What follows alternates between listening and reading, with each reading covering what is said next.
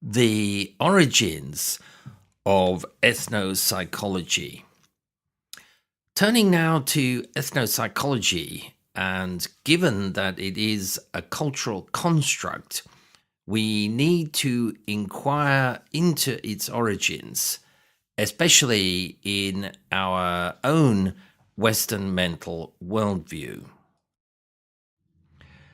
Gilbert Ryle suggested in the late 1940s that Cartesianism was the official doctrine of Western society. John Maynard Keynes probably meant much the same thing when he said that the common sense of the man in the street was based on the work of a philosopher 300 years earlier. Cartesianism, in turn, has deeper roots. Much of Descartes' thought about the soul and the existence of an ideal world outside of space and time can be traced back to Plato. While his downgrading of the material half of the world was deeply influenced by Christian creator God monotheistic theology. This monotheistic approach literally adopts the perspective which Thomas Nagel characterized as the view from nowhere.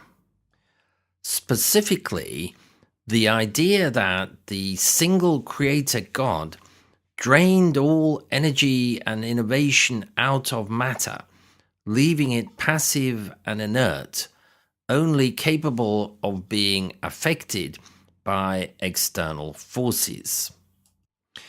Descartes himself interwove these deep earlier cultural influences into the common human base of evolutionary psychology in order to articulate what has become the official modern Western doctrine on mind and consciousness.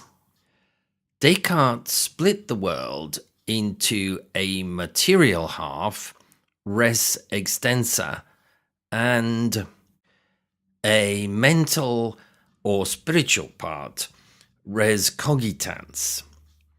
Res extensa was purely material and mechanical, just like the emerging early modern science of his time. By splitting this off from the spiritual domain, the material world could safely be left for science to study, while res cogitans was the province of the church. This division, therefore, could reduce the conflict between science and religion by allowing science free rein in the material world, while reserving the mental spiritual world to religion. The big problem with Descartes' system was his insistence that the mental and physical worlds interact with each other. He recognized, along with Leibniz and others, that exactly how this interaction was supposed to work was a very challenging question. Descartes' suggestion that this interaction takes place via the pineal gland, mainly because it's a single organ in the center of the brain, was not very convincing.